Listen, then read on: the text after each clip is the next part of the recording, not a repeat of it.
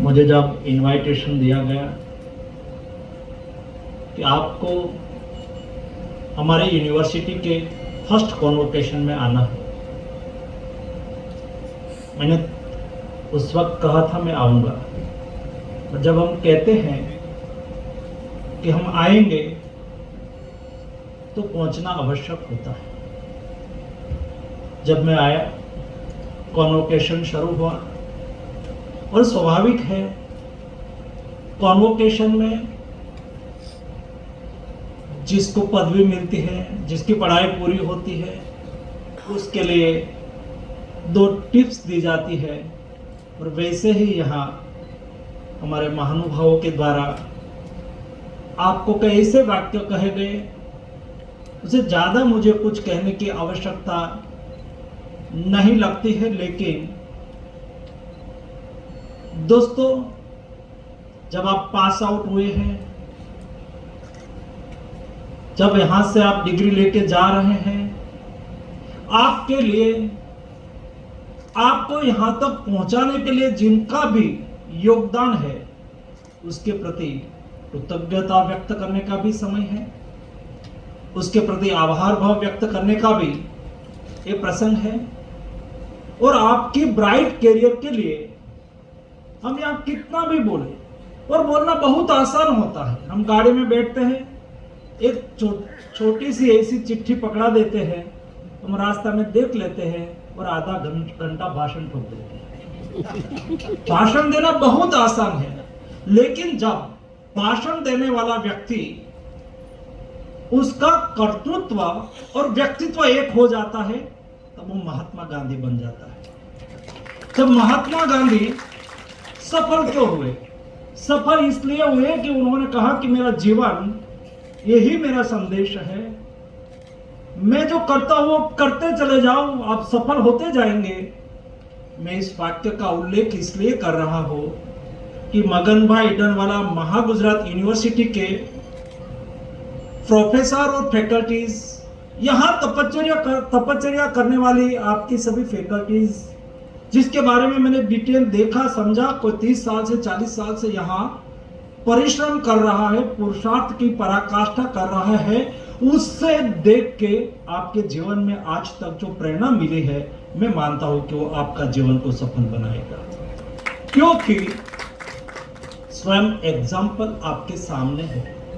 और दूसरा दोस्तों, जब आप यहाँ पढ़ाई पूरी करके जाएंगे, आपके एजुकेशन के पीरियड के दरमियान, यानी कि आपकी एक पहली इनिंग यहाँ पूरी हुई है। आपने कई सपने देखे होंगे, आपने कुछ सोचे होंगे, मैं आगे जाके आगे पढ़ाई करूंगा, आगे प्रैक्टिस करूंगा, आगे जॉब करूंगा, मैं विदेश में जाऊंगा। आपके मन में कई विचार आए होंगे। आपको आपका स्वप्न को संयोजना है, आपका स्वप्न को साकार करना है। स्वप्न भी 2 टाइप के होंगे। आपके मन में होंगे कि मैं बनूंगा, मेरा माता पिता के लिए मैं करूंगा, मैं स्वयं सफलता पाऊंगा, एक बेस्ट प्रैक्टिशनर बनूंगा। दोस्तों, बनना है, आपका माता पिता का गौरव भी बढ़ाना है, आपके इंस्टीट्यूट का गौरव भी बढ़ाना है, आपके स्वयं को सफल होना है। लेकिन स्वयं के अलावा भी आपको जिस धरती पर आपने जन्म लिया है, मुझे गौरव है इस धरती पर मैं खड़ा हूं, जिस धरती पर सरदार वल्लभ भाई पटेल ने जन्म लिया था। यही धरती पर आपकी शिक्षा दीक्षा हुई है। यहां से प्रेरणा लेके दोस्तों, आपको नेशन के प्रति भी, सोसाइटी के प्रति भी आपके दायित्व को अदा करना है। जब देश आजादी का अमृत महोत्सव वर्ष मना रहा था, उस वक्त देश के प्रधानमंत्री जी ने 2047, यानी कि जब देश आजादी का शताब्दी वर्ष मनाता हो, तब हमें विकसित भारत बनाना है, डेवलप्ड कंट्री बनना है। और बीच में 25 साल का समय, उसको अमृत काल का समय कहा गया है। और ये 25 साल में हमें पुरुषार्थ की पराकाष्ठा करनी है, और केवल स्लोगन नहीं, उसके साथ मोदी जी ने कहा कि हमें विकसित भारत तो बनाना है, रोड मैप कैसा होगा। तो उन्होंने देश के नागरिकों को 5 प्रण लेने की बात कही। एक प्रण संकल्प करना है, हमें विकसित भारत बनाना है। दूसरा प्रण लिलवाते हुए मोदी जी ने रेड फोर्ट से कहा था कि हम गुलामी के प्रतीकों को नष्ट करेंगे। हम जो गुलामी के प्रतीक है, क्योंकि देश बहुत साल तक परतंत्र रहा है दोस्तों। आप युवा और देश के नागरिकों की जिम्मेवारी इसलिए बढ़ती है, 2000 साल के देश की परतंत्रता, कभी हमारे पर हुओं ने शासन करा, कभी हमारे पर शकों ने शासन करा, 1000 साल तक हमारे पर आक्रांताओं ने शासन करा, 240 साल तक इस देश पर अंग्रेजों ने शासन करा। 1857 में मंगल पांडे जी की शहीदी से देश की आजादी का स्वतंत्र संग्राम की शुरुआत हुई। 90 साल तक देश की आजादी की लड़त चली। 6 लाख युवाओं ने अपने प्राण के बलिदान दिए, तब जाके हिंदुस्तान आजाद हुआ है। ये आजाद भारत की आजादी को टिकाए रखने के लिए जिम्मेवार, राष्ट्रप्रेमी, नेशन फर्स्ट की भावना से काम करने वाली जनरेशन की आवश्यकता है। और मोदी जी ने कहा कि जब देश आजादी की लड़त चल रही थी, देश बलिदान मांग रहा था, तब देश के युवाओं ने अपना प्राण का बलिदान भी दिया। लेकिन अभी अमृत काल, देश के प्रति रिस्पॉन्सिबल बिहेवियर से जीने की मांग कर रहा है। देश कहता है कि अभी किसी को दोस्तों देश के लिए बलिदान देने की आवश्यकता नहीं है, लेकिन देश के लिए जीने की आवश्यकता है। देश के लिए जीने के लिए तीसरा प्रण लिलवाते हुए मोदी जी ने कहा कि नेशन के प्रति हम हमारा कर्तव्य का निर्वहन करेंगे। दोस्तों बहुत बड़ी बात है, हर व्यक्ति का अपने नेशन के प्रति कर्तव्य है, अपना दायित्व है। हमारी मांगे पूरी करो। हमने 75 साल तक बहुत देखा, जैसा हमारा अधिकार है वैसा ही नेशन के प्रति हमारा कर्तव्य भी है, और हमारा कर्तव्य का निर्वहन करना ये विकसित भारत का रास्ता तय करता है। चाहे आप डॉक्टर होंगे, चाहे आप नर्स होंगे, चाहे आप पैरामेडिक स्टाफ होंगे, आप जहां भी काम करेंगे वहां आपके पास कोई पेशेंट आएगा, आपके मन में होना चाहिए ये पेशेंट तुरंत ही स्वस्थ हो जाए, ताकि वो ज्यादा काम कर पाए। वो कहां भी काम करेगा, उससे नेशन आगे बढ़ेगा, नेशन के लिए काम होगा।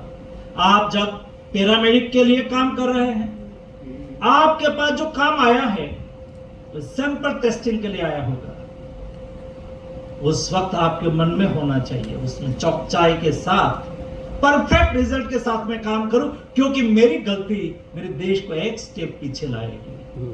और दोस्तों चौथा प्रण लिलवाते हुए मोदी जी ने कहा कि हमें विकसित भारत तो बनाना है, लेकिन विकसित भारत बनाने के लिए मॉडल कौन सा होगा? तो उन्होंने कहा हम विरासत से प्रेरणा लेके विकसित भारत बनाएंगे। ये देश की विरासत बहुत जाजरमान है दोस्तों। मैंने देखा है, मैं कोविड मैनेज करने वाला बंदा हूँ। कोविड क्राइसिस के दरमियान मैं सारी दुनिया के साथ बात करता था।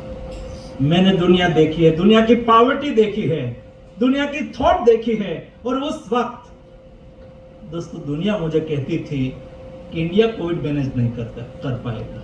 India is a big country, huge diversity, 1.4 billion population, poor health infrastructure, India Covid manage नहीं कर पाएगी, और इंडिया में जितना मृत्यु होगा उसके आधार पर दुनिया का फिगर तय होगा। अंतोगत्वा जब देश में डेल्टा वेव चल रहा था, दुनिया में डेल्टा वेव चल रहा था, तो दुनिया मुझे पूछ रही थी कि आपके यहाँ डॉक्टर हॉस्पिटल आते हैं, ड्यूटी पर आते हैं क्या? आपके यहाँ नर्सेज ड्यूटी पर आते हैं क्या? आपके यहाँ पैरामेडिक स्टाफ ड्यूटी पर आते हैं क्या?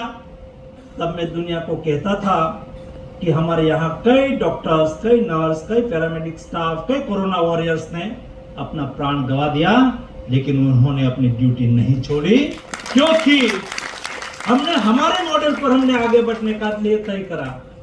हमने कोविड क्राइसिस के दरमियान थाली बजाई, ताली बजाई, दिया जलाया। कई लोग हंसते थे कि कोविड मैनेजमेंट में थाली दिया क्या करेगा? दोस्तों एक थाली ताली दिया की कमाल है। हमारे डॉक्टर्स, हमारे नर्स को हमने सम्मान करा, उसको सम्मानित करा, और उसमें जो सेवा की कर्तव्य परायणता का भाव है ना, उसको जगाने का काम करा था। क्योंकि दुनिया के लिए सारी चीज कॉमर्स हो सकती है, लेकिन हिंदुस्तान के लिए हेल्थ है, कॉमर्स नहीं है। हमारे लिए हेल्थ है, सेवा है। एक दीप हमारे हर नागरिक में जग गया। और दोस्तों, अंतोगत्वा मैं last year, before years, world economic forum Davos में भारत का प्रतिनिधित्व करते हुए गया था। और उस वक्त जब पहले मैं 3 बार भारत का प्रतिनिधित्व वर्ल्ड इकोनॉमिक फोरम में करा, तो पहले हम जाते थे तो हमें दुनिया के लोगों की अपॉइंटमेंट लेनी पड़ती थी, दुनिया के लीडर की अपॉइंटमेंट लेनी पड़ती थी, बिल गेट्स की अपॉइंटमेंट हम मांगते थे। लेकिन जब मैं तीसरी बार गया आफ्टर कोविड, दोस्तों, दुनिया हिंदुस्तान की अपॉइंटमेंट मांग रहा था।